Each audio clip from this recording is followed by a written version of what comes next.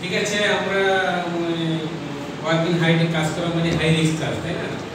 High risk কাজ করার আগে আমাদের কি কনফার্ম হইতে হবে যে সেখানে আমার গিয়ে ডকুমেন্টারি জিনিসগুলো ঠিক আছে কিনা দেখতে হবে, মেথড স্টেটমেন্ট আছে কিনা এটা দেখতে হবে, রিস্ক অ্যাসেসমেন্ট আছে কিনা এটা আমার দেখতে হবে, জব সেফটি অ্যানালাইসিস আছে কিনা এটা আমার দেখতে হবে।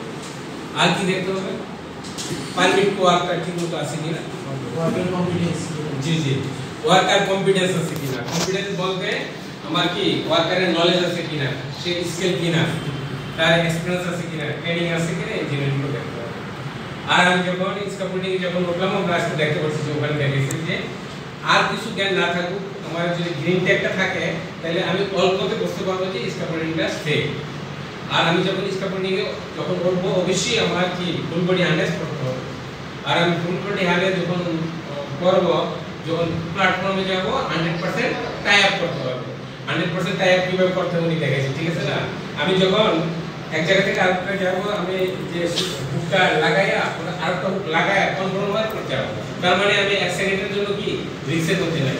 তো এইভাবে আমরা কাজ করব। আর ওয়ার্কিং হাইটে কাজ করতে কিছু এমনের সাইন্স আছে, যেমন মনে করেন ডেঞ্জার দিয়ে যেটা রেড বুঝায়, ইউনিশন দিয়ে মানে সতর্কতা বুঝায়, আর কি ইউনিশন দিয়ে বাধ্যতামূলক বুঝায়, গ্রিনসেন দিয়ে যেমন এই এই যে আর চারদিক দিয়ে আপনি কি ভেরিফিকেশন দিতে পারবেন, আর কি নেসেসারি সাইন দিতে হবে, অবশ্যই সুপারভিশন রাখতে হবে।